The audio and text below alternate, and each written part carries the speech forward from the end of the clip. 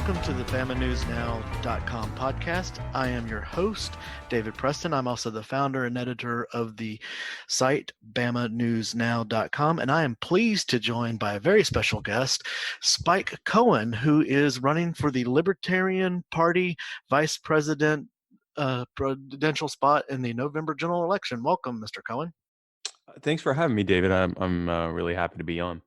So introduce yourself to myself and to the listeners who don't know you. Who is Spike Cohen, and why is he running for vice president?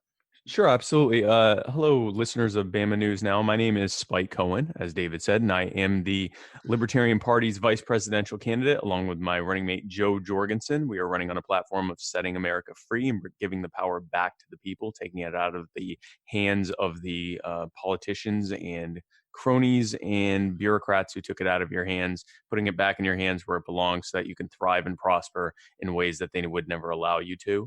And I am a business owner. I have started and operated and grown and operated businesses for over 20 years now, starting in my teens with my web design company that I started in 1999. And I'm taking those leadership and communication skills to the political spectrum now.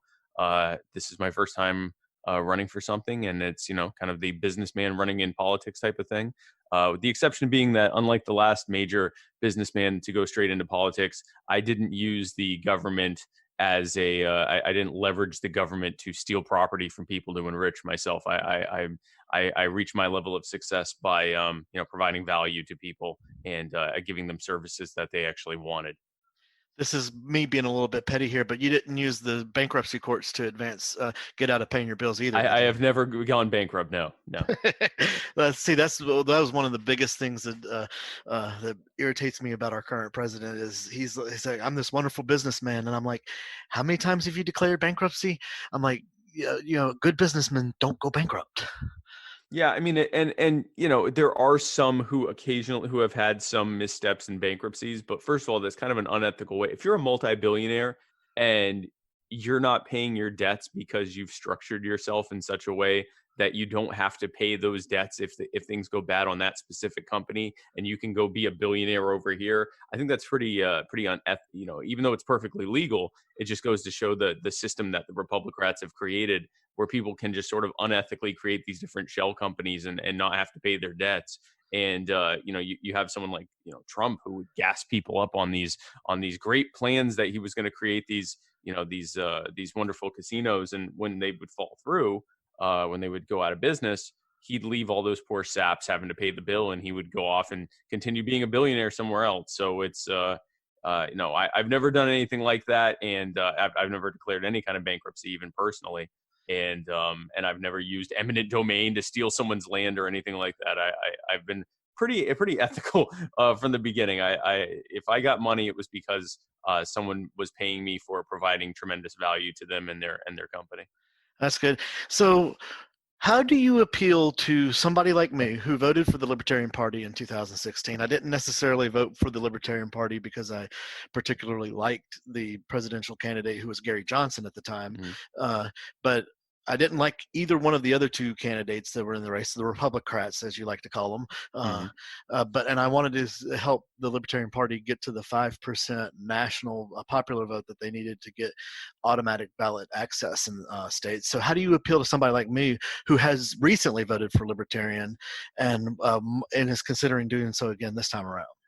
Well, I mean, honestly, the short answer is great to have you back. No, I think that I think it really comes down to, you said the reason you voted is because the other options were terrible, and the only viable option that you saw was libertarians, even though that the nominee that we put up in that cycle wasn't necessarily your favorite. You recognized that we were head and shoulders above anything else being offered.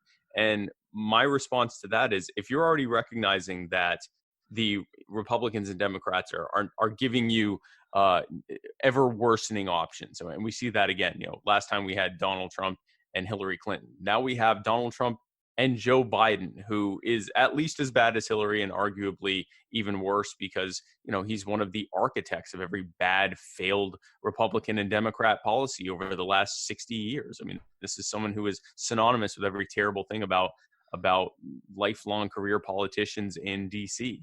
This is a man who started his career cozying up with segregationists and has been the architect of the military-industrial complex and of the or one of the architects of the military-industrial complex and the militarized police state and the war on drugs and the mass caging of millions of Americans for victimless commerce.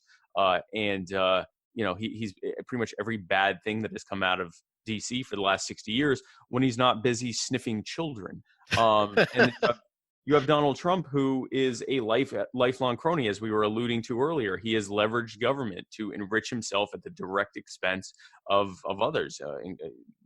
Widows who didn't want to sell their properties to him, he would destroy their lives and have their property stolen so that he could build his casinos that would then go bankrupt. And I mean, this is someone who has just run roughshod over people around him, using the force of government in order to enrich himself. And then he switches to the political sphere where he promises to drain the swamp only to become the king of the swamp creatures.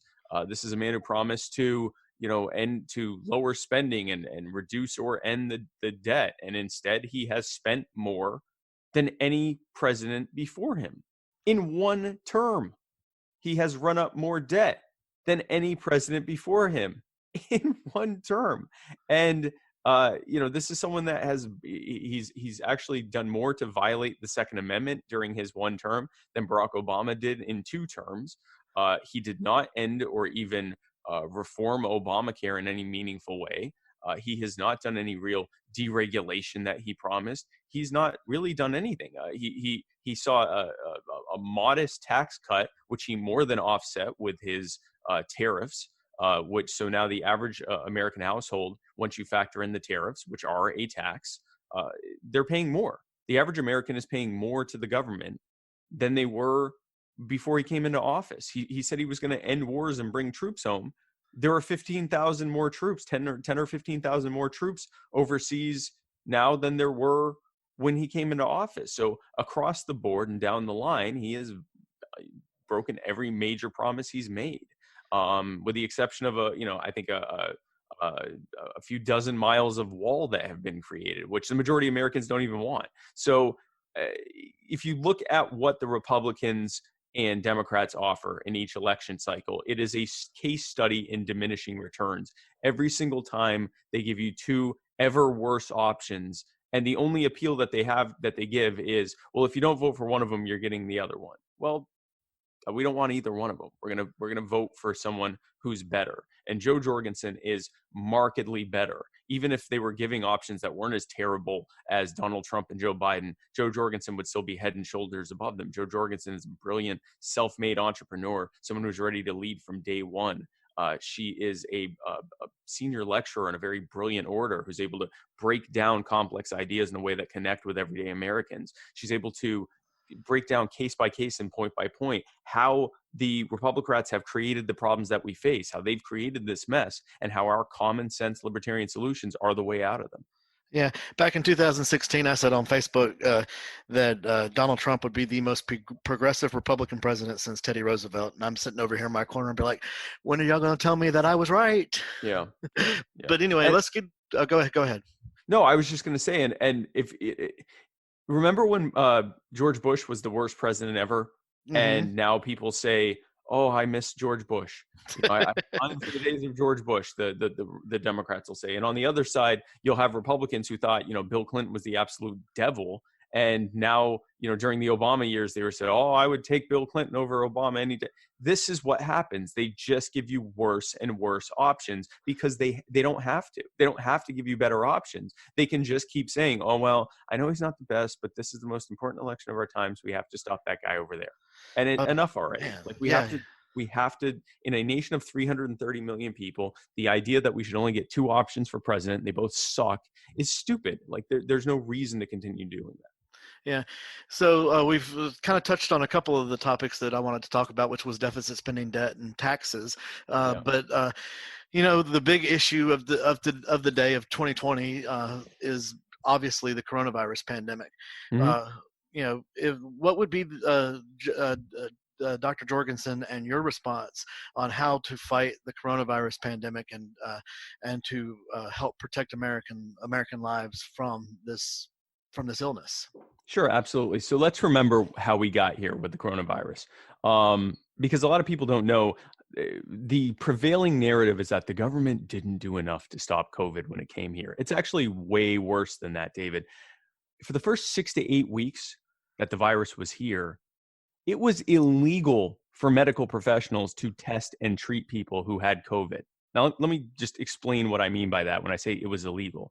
If we knew that it was here sometime in mid January, and when the first patient started walking into doctors' offices around this country and saying, "Doc, I'm not feeling too hot. I just got back from Wuhan, China, or Hubei province, China, and I'm watching this thing about this coronavirus over there, and it kind of sounds like what I have, and I just want to make sure I don't have it."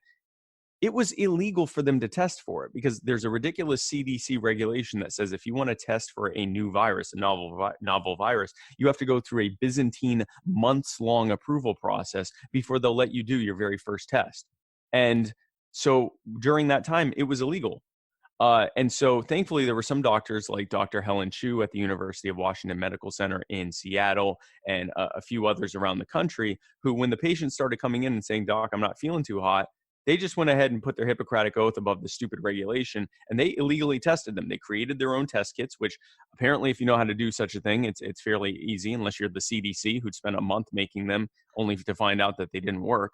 But if you're in the private sector and you don't work for government, they're apparently easy to make. They made the test kits, they tested them, and some of them came back positive. So we now knew that it was here. It was already here. Any talk about containing us from ever getting it was too late. It was already here. And so they went to the CDC and they told them, "Hey, listen, it's already here." Do you know what the CDC's initial response to that was? I can guess. Them to, oh yeah, it's going to be a good guess. They told them to destroy the test results and to tell no one, including the patients, and to send them home and not treat them. A virus that, left to its own devices, doubles every 2 days. They said, send them home. So now all of a sudden it's not a mystery as to why the US is suffering from COVID worse than any other country. It's because for almost 2 months, no one was allowed to test for it. You know that time when we were told, yeah, 5 people have it here, and we're all going, oh, well, it's only 5 people. It was thousands. It was spreading rampantly. And there were people that were sick with it and didn't even know.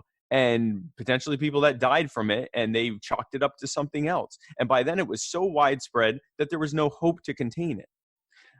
Joe Jorgensen and I, in that situation, would have gotten rid of all of those ridiculous regulations, as well as many others that are, because this is a perfect study of how a stupid regulation that is in place, that is enforced by people who know better, but who enforce it because that's what it says on the sheet of paper, can cause irreparable harm to the American people just because they have to enforce it, because it says there on this sheet of paper that I have to enforce it. I mean, this is Kafka-esque stuff. Imagine the idea of government telling doctors don't treat people, not because you're using a drug that's illegal, or because we don't know that this exists, but just simply because it says so right here, don't do it. And that's where we are right now. So we would have gotten rid of those regulations. We'd get rid of any regulations that get in the way of the American people being able to, medical professionals and other professionals in different areas being able to deal with problems on the ground, because they're the professionals and it's their job to do it. We would get rid of all of that. And in the case of, now that the coronavirus is here, because now we're getting elected, cat's already out of the bag. And, moving forward on that, we would get rid of the regulations that are making it difficult for doctors to work across state lines. We would get rid of the regulations that make it more difficult for new hospitals and medical centers to get built. We'd get rid of these absurd, ridiculous certificate of need laws. We would get rid of the patent protections on generic drugs or on old drugs that allow pharmaceutical companies to jack up the price of drugs by 100 or 1,000 times. And I'm talking drugs like insulin and epinephrine, things that have been around longer than most of us have been alive. But because they have that patent protection, they can just squat on it and make billions of dollars, knowing that the insurance companies have to pay it because they have a closed market. We would get rid of all of these restrictions that are making it harder and more difficult for the actual professionals on the ground to deal with this problem so that we can get out of it sooner. Now that the coronavirus is here and we're obviously having to deal with it, would Dr. Jorgensen and you as vice president allow states or even work with states that want to shut down? Would you have encouraged a shutdown of the economy that happened similar to what happened back in March and April, or would you have taken a different approach to try to contain the spread as it was spreading? No, absolutely not. Look at what's happened. They did a shutdown, and it so depressed the economy, and not just the economy, but the people. People were depressed. People were not able to leave their homes. People were being told, here's what that lockdown looked like, David. We were told that we were non-essential. Most of us were told that we were non-essential. We were told to stay in our homes until further notice. We were given $1,200 while we watched big businesses being given trillions of dollars in bailouts to make sure their bottom line wasn't affected even remotely. Some of them actually made more money in the bailouts than they would have made if their business hadn't been disrupted. The rest of us were just told to stay home. We were told, don't go visit family, don't go to church, don't go to the beach, don't go to the park, don't go to that small business like a furniture store to get your hair done or something like that. Go to Walmart. Go to Costco, hundreds of you at a time. Go into this building together. You'll be safe. And don't wear a mask because the medical professionals need them. No, wait, wear a mask or you'll go to jail. This is what we were told. We were given, and I understand some of it was because, the understanding of the science changed, but this is the problem when you have government with these top-down solutions and these diktats and edicts that are enforced, with the threat of harm, with threat of fines and jail. Eventually people just get fed up with it. And now we have a situation where people don't care that we're in the middle of a pandemic. They don't even want to wear a mask voluntarily because they're so sick of the whole thing. And that all happened because instead of simply arming people with the knowledge of what was going on so that they could have they could choose for themselves what the best option was going forward, and letting businesses know, hey, listen, I'm here. You've been told you're done. This is what is most important. Can you hear me? Yeah, I can hear you. I think you cut out there for just a second. Okay, what was the last thing you heard? It was listen, and then you cut out. Oh gosh. Talking to letting the people know about the. Anyway, we were talking about the shutdown and how people aren't wanting to even wear a mask anymore because and then he said, listen. Oh yeah. So the way we would have handled that, instead of getting people so fed up with this thing and crashing our economy and not even stopping the spread of the virus, instead we would have armed people with the knowledge of how this virus spreads, what needs to be done, and what the smart things are to do. We would have armed the businesses with that same knowledge of what they need to be doing to keep their businesses clean. And then we would have said, hey, listen, you can choose what you want to do. But if you're a business that doesn't do these smart things that are going to lead to slowing the spread, and it can be shown that you are the source of an outbreak that happened as a result of your not following common sense guidelines for how to keep it from spreading in your business, you can be held liable for that. You can be sued for that if you end up causing some kind of outbreak. And I think just that alone would have been able to slow the spread a lot more than telling everyone to stay inside for the better part of almost 3 months, and then being shocked when they don't want to stay in their houses anymore. And especially when summertime came around, everyone just wants to return to normal, and they don't care that there's most of them don't care that there's a pandemic spreading.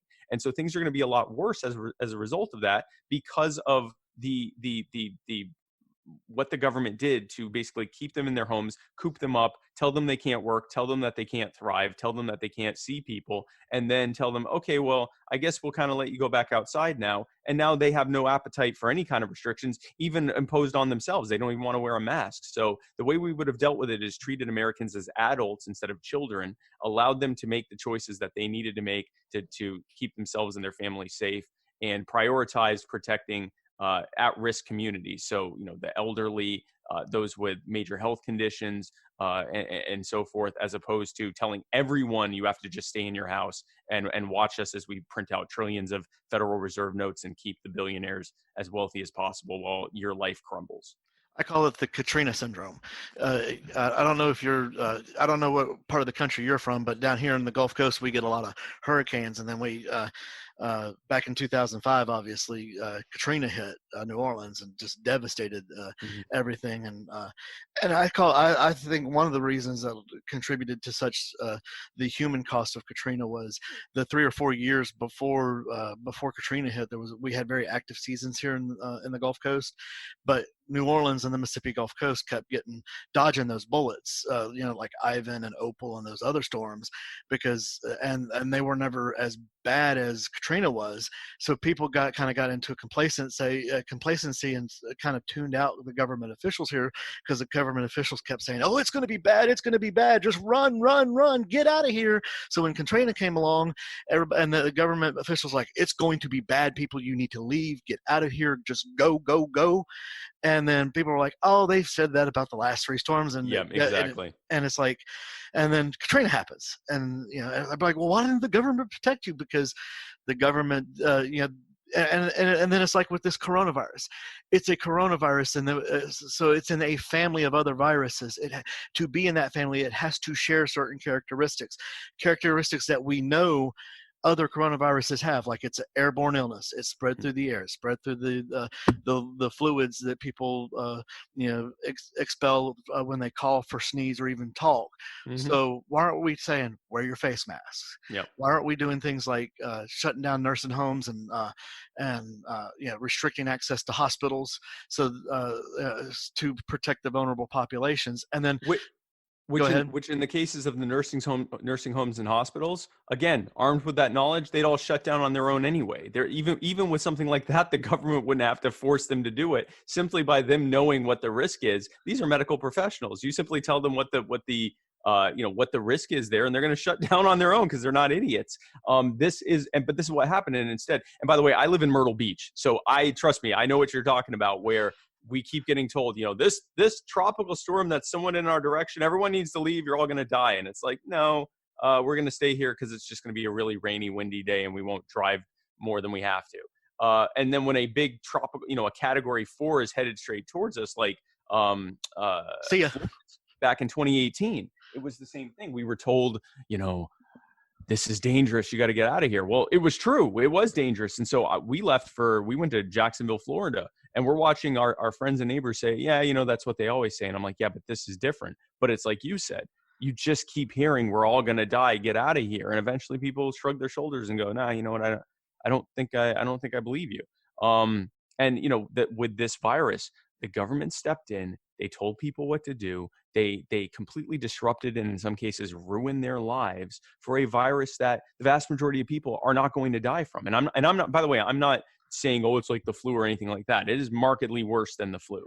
Of course. I'm not trying to, but the reality is the vast majority of people are not going to die from it. But if you make everyone stay in their homes for 3 months, I guarantee you that when it comes to things like suicide, lives, businesses being destroyed, livelihoods being destroyed, addiction, domestic abuse, all of those things far outweighed, what this virus could do to the average American. And, I live in a fairly affluent part of town, and I saw at the churches that were, giving out food, I saw cars lined around the block to get meals. And these were people in middle class cars, because the average American's like 2 or 3 paychecks away from utter destitution. And this was a situation where they were, being robbed of many different being deprived of multiple pay periods. And, it was a really bad thing. So now everyone's like, no, I don't care. I'm going back to my life. And for that matter, I'm not even going to wear a face mask. And they actually politicized face masks instead of simply saying, here are the facts, here's why you should wear a face mask, so go ahead and do it. Back when the virus was spreading,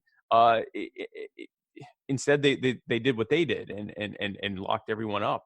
And incidentally, when they lock people up, they then say, and if you don't listen to us, we're going to arrest you and put you in jail where you're almost certain to get COVID, for your safety. And the threat there is implicit, David. If you don't listen to what we say and do what we say, we will infect you.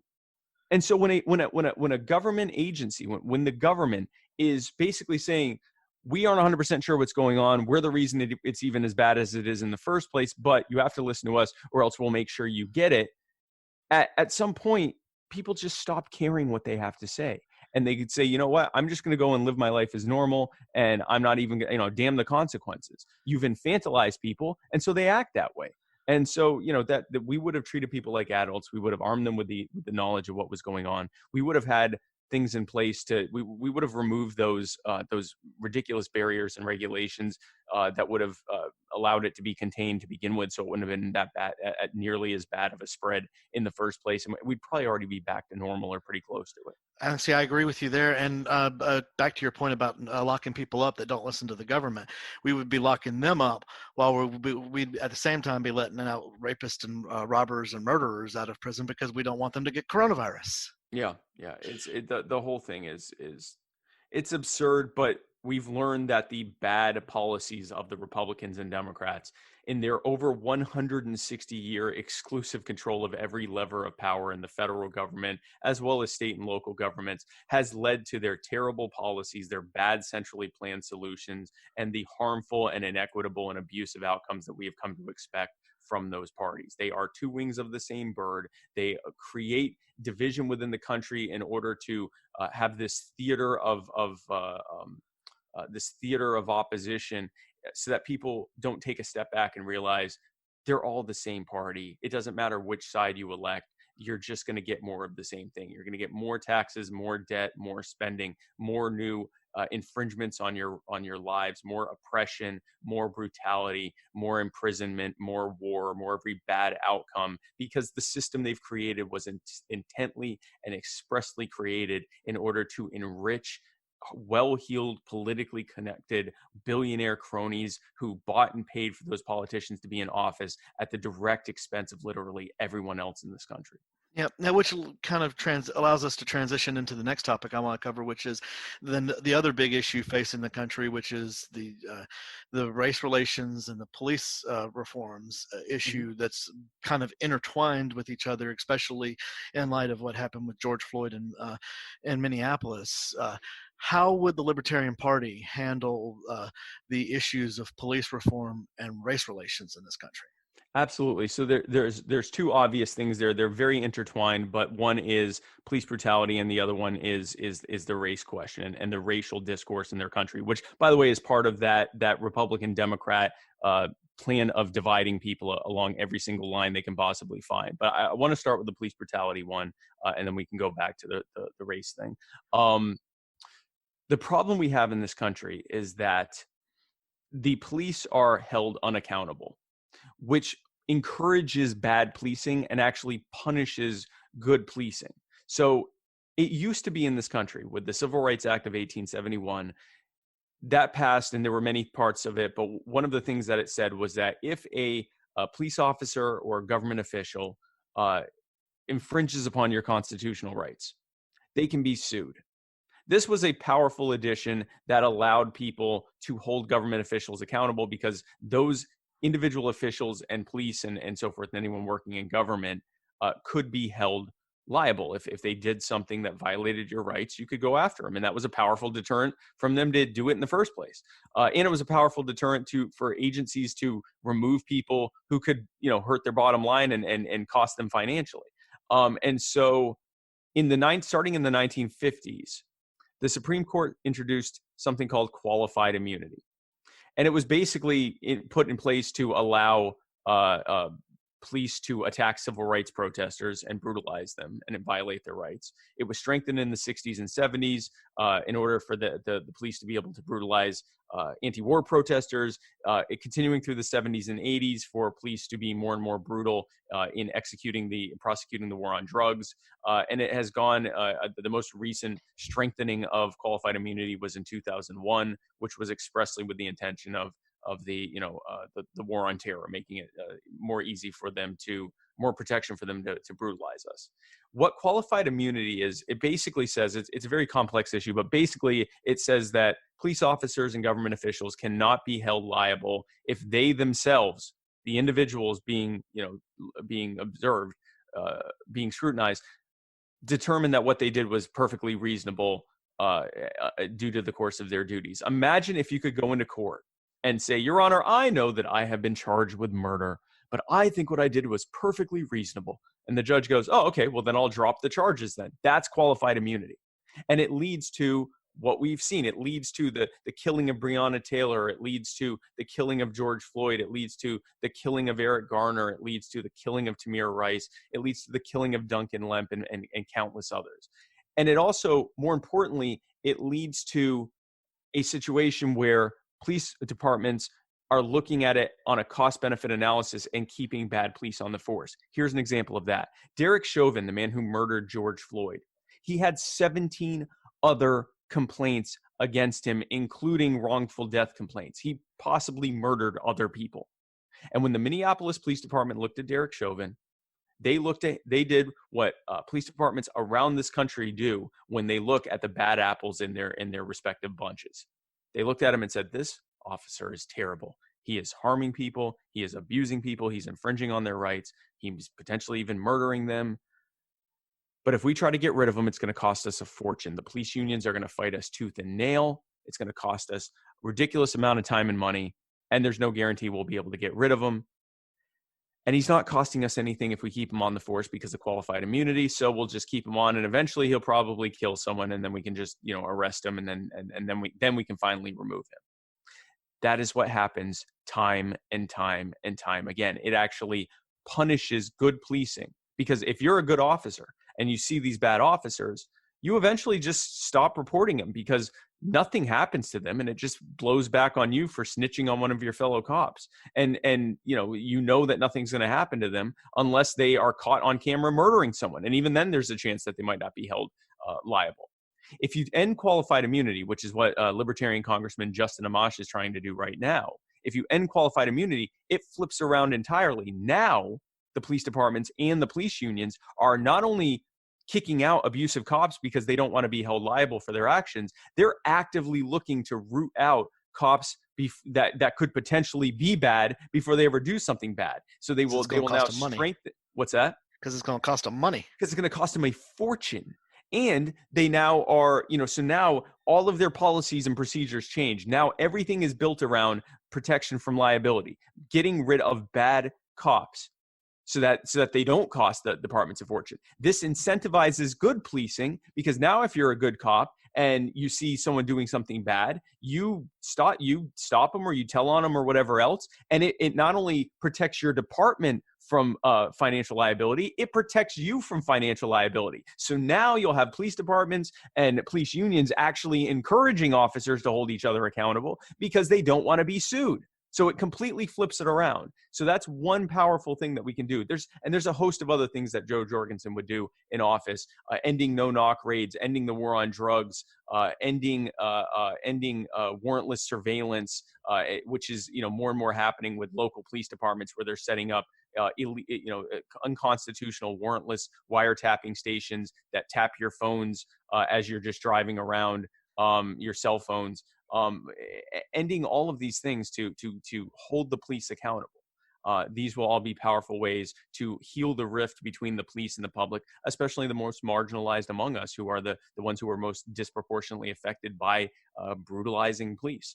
And it also, again, it allows the police to focus their efforts on protecting our lives and rights and property, which is, we want, when people see a police officer, we want them to think, oh, good, there's someone here that if something goes bad, they're going to protect me. And an increasing number of Americans don't think that. They think, oh man, I hope I don't have something on me that I'm going to get arrested for. Or, oh, I hope this officer doesn't dislike the cut of my jib and decide that they want to give me a hard time, because that's their experience with the police. And we want to end that and heal that rift.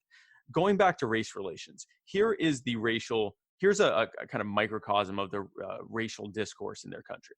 David, imagine if you and I went out to lunch, and we're having a nice lunch, and someone comes in and punches me in the face, just really hard, but like brass knuckles, just blasts me in the face and knocks me right out, and then stabs you multiple times all over your body. I end up in the hospital for a couple weeks. I have a terrible concussion. I'm in and out of consciousness. I'm now, even after I'm out of the hospital, I'm dealing with, ongoing, possibly permanent neurological issues as a result of just being, slammed in the head with brass knuckles. And, I deal with dizziness and, random pain and all sorts of other terrible things as a result of this, but I'm okay. I'm going to survive. you end up in the hospital for over a month. You die multiple times on the surgical table. You have organ damage to your lungs and other organs. You had a really, really bad go of it. You lost a lot of blood. You're dealing with many different health conditions as a result. You will be permanently affected by this for the rest of your life, but you also survived. And so, however many months later, we decide to get together again for lunch and kind of commiserate over what happened. And we're both there, and we're saying, "Man, this was terrible. What happened?" But thankfully, we're both okay. And you say, "Yeah, it's really terrible. I'm glad we're both okay. I definitely got the worst of it, but you got it bad too." And I go, "Wait a second. What are you talking about? You got the worst of it? I suffered really bad too. I had a concussion. I was in the hospital for 2 weeks. I was barely able to stay awake. I have there are things I can't remember. I have all sorts of neurological problems." And you say, wait a second. Yeah, you're dealing with it bad too, but look at me. I almost died many times, and I have a hard time breathing. I have a hard time getting around. If anything, you benefited from the fact that he stabbed me and only punched you. And I go, whoa, wait a second. Maybe if you'd been more respectful to the guy, he would have only punched you. That is the racial discourse in this country. You have collections of people who are being harmed to various degrees, arguing over who gets it the worst and who gets it the best, when the reality is, if we all stepped back and recognized that, in the case of us arguing at lunch, our efforts would be better focused on saying, David, you were harmed worse. And so we're going to focus on you because you were harmed worse. But the reality is we were both harmed. And we should also be focusing on making sure that the person who harmed us never harms us or anyone else ever again. But instead, they have us at each other's throats. So in my mind, the best way to deal with this on a racial level is to recognize that there are communities that are being harmed.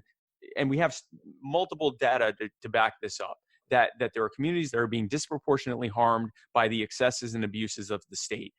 People of color, gender and sexual minorities, immigrants, homeless, the poor, and other groups who are being wildly disproportionately affected, more so than just the average American, and focusing on the fact that they're being harmed the most, but that we're all also being harmed, and that the most important thing we can do is to get rid of those mechanisms of harm so that none of us are being harmed, and that the people who are harming us are being held accountable. If we do it that way, if we meet people where they are, so instead of arguing with people over whether Black Lives Matter or all lives matter, and simply say, listen, these are groups that are being harmed the most. We need to focus on the fact that they are being harmed the most. We need to empathize with them. We need to meet them where they are. And then we need to demonstrate and reflect back to them that we care about them, and that these are the solutions to make sure that they aren't going to be harmed anymore, and that none of us are going to be harmed anymore. That is an effective way to move forward on race relations. And that is what Joe Jorgensen and I will do. The best way to end racial discrimination and end those people that are being harmed the most is to end the mechanism, like you said, end the mechanisms of harm, because then everybody can benefit, and then we can get past that argument of who's being harmed more or who's being harmed less or all that other stuff, and say, now let's focus on rebuilding our community as a whole together so that we can move forward.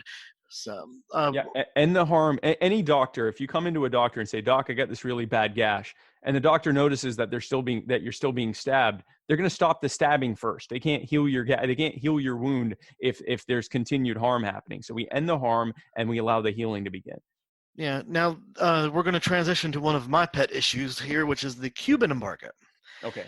Because the city I live in, Mobile, Alabama, is the sister city of Havana, Cuba. There's a long storied history going back to colonial time periods, like French and Spanish colonial time periods, between Havana and Mobile. As a matter of fact, Mobile was actually founded as a trading post along this area of the Gulf Coast to set up a trading route between Havana and the Indians in this area. Okay. Alabama does ship a lot of poultry and farm products to Cuba currently, but we can't fully take advantage of that relationship we have with Havana and Cuba because of that embargo. Where does Dr. Jorgensen, yourself, and the Libertarian Party stand on the Cuban embargo?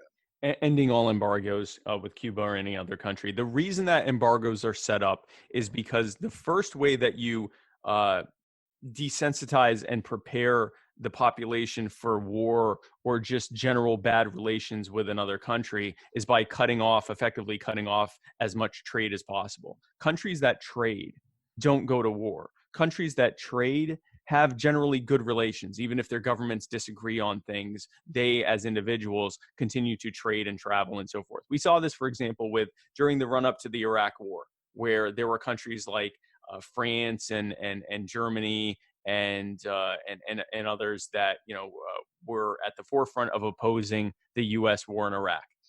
And yet we continued to trade with them. There were calls for boycotts and things like that, but that was all voluntary. That was individuals choosing to do boycotts or choosing to have not want to interact with people over there. But because we had such tremendous trade relationships with these countries, we just continued to do it. And so even though we disagreed, there was never any serious talk about going to war with France or war with Germany or anything else, because why?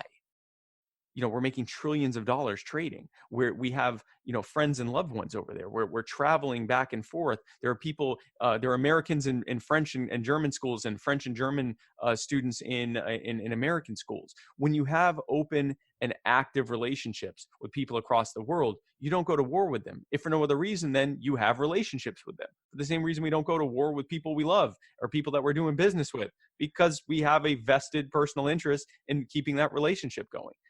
The best way to deal with Cuba is to completely open up trade and to allow for the American people and the Cuban people to trade together. And the more access to trade and the more access to the ability to enrich themselves and to prosper that the Cuban people have, the less likely they are to want a paternalistic government that has completely shut them off from the rest of the world and is locking them in cages for disagreeing with with the Cuban Revolution. If you go back to the history of the Cuban Revolution, Castro and those who removed Batista, who was a brutal dictator who was put in place and kept in place by the U.S. government to protect U.S. interests, U.S. resorts, U.S. casinos, U.S. businesses that were in Cuba.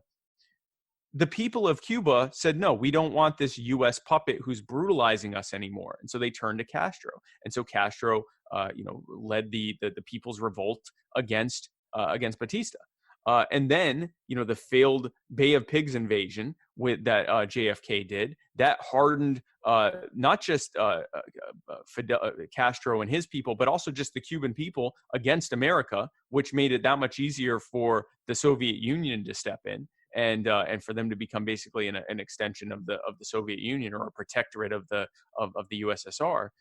This was all just bad U.S. foreign policy. If the U.S. government had simply stepped back and said, okay, we're not going to allow dictators. The same thing that happened in Iran when the Iranian people elected a democratically elected leader, and the Eisenhower administration in 1953, I believe it was, deposed that basically did a military coup and imposed the Shah that they had just kicked out, who was brutal to the Iranian people. And as a result of that, they backed the Iranian revolution and the mullahs and the ayatollahs. And now the ayatollahs are in charge. These regimes that have been created are a blowback to bad U.S. foreign policy that tried to impose dictatorships on the people for no other reason than to protect the business interests of well-heeled political cronies. Surprise, surprise. Bad policies from Republicans and Democrats that existed for no other reason but to enrich well-heeled billionaire cronies at the expense of literally everyone else, and the blowback that happens as a result of it. That is the history of every bad policy coming from the Republicans. And so this is another perfect example of that. Everything we are facing right now is a result of bad foreign policy. And the best way forward, what Joe Jorgensen would do, is open up those relations. These are people that, and I have many friends that are from Cuba that have been, my wife and I are very active in the Latin dance community. So we have many, many, many Cuban friends. So we have friends that have lived in Cuba, that have family in Cuba, that have been to Cuba many times. The Cuban people love the American people. They do not hate us. Do not hate us for our freedoms or any of that nonsense. And for that matter, the Cuban government itself is threadbare and is doing their best to try to keep everything together. If we opened up trade with the Cuban people, that regime's not going to last very long. We've seen it in Vietnam when we opened up trade with Vietnam. Yes, that government is communist now in basically in name only, but they have great relations. The quality of life in Vietnam has increased exponentially, and we now have yet another country of people that love us. And the same thing could be happening in Cuba if we'd simply get over ourselves and end these ridiculous, wrong-headed embargoes, not just there, but around the world. And how much influence is America losing permanently, not only over the Cuban government, but over the Cuban people? Because, we as Americans, we're American centric, and we think that if we say, okay, we're kicking you out of our little playhouse over here, we think time for that country just stops. And it just we Americans have this image in their head of Cuba, Havana, of the 1950s Havana, that nothing has moved forward. And I'm like, no, that's not the case. Other countries like China, the USSR, even Canada and Europe have continued to trade with Cuba, and they are the ones that are building that influence over the Cuban government and over the Cuban people. Mm-hmm. So even if it's going to take years to reestablish any sort of influence. If we went into the embargo tomorrow, it would take at least a decade for America to even come close to having any substantial influence over the Cuban people and the Cuban government, that we can go to them and say, this is what we need, and let's sit here and talk, because we have had so many decades of not having that influence. Yeah, absolutely. And I mean, anytime the government steps in and says you can't participate in this market, really all they're doing is just clearing the way for others to participate in that market without competition from you. So, I mean, we've seen another example that's completely different than this, but similar in its effect. You have where in Canada and in the U.S., where they've declared certain parts of the ocean, offshore of Canada and the U.S., no-go zones for fishers. And so they now watch as fishing boats from other countries go into their waters and fish in those waters, because they're under no such restrictions on fishing. And so the overfishing continues in those areas. It's just now it's other countries that are profiting, and those areas are economically depressed because they can't fish there, and they're literally watching people from foreign countries come thousands of miles to fish in those areas. Same thing here. You don't to participate in a market, in this case, the Cuban economy, and we just watch others fill that gap instead. And, like you said, our government loses influence, but more importantly, the American people lose the ability to have relations with people in that country. And that is a powerful thing to break down. We aren't going to go to war with Canada or even Mexico or even the UK or Ireland or any of these countries, because we have relations with them. We have ongoing outstanding relations, not just financial relations, but personal relations and diplomatic relations and travel relations and educational relations, exchange student relations, and all of this stuff. We have so much built up and so much inertia there. We're not going to go to war with these countries. We're not even really going to end up in a really severe diplomatic row with these countries, because our interests are so aligned, because we have day-to-day individual and organizational relations with these people. And there's no reason we can't have that with Cuba. There's no reason we can't have that with Iran. The only people that would not benefit from that are the cronies, the military contractors, the craven politicians who use these other countries as boogeymen to get us to convince us to allow them to infringe further upon our rights and freedoms and property. We, the people, with the power back in our hands, will be able to have much better outcomes than we would with these bad, centrally planned, crony-friendly, and arbitrarily defined government policies from the Republicans and Democrats. Yeah, real quickly, on those lines about building relations with other countries, Alabama is a net beneficiary of free trade, and especially the investment from foreign companies that come along with free trade. We have Mercedes in Tuscaloosa, Hyundai in Montgomery, Toyota and Honda up in Huntsville, and then Airbus and Austal and ArcelorMittal down here in Mobile. Where does the Libertarian Party stand on free trade? We support what the founders intended, which is full and complete unrestricted trade. The idea that trade should be restricted is based on really bad zero-sum economic thought that has been thoroughly debunked by the reality of what has happened over the course of, as trade has been increased, as trade has been expanded, so too has the livelihood and the well-being of not just the American people, but people around the world. Contrasting that with the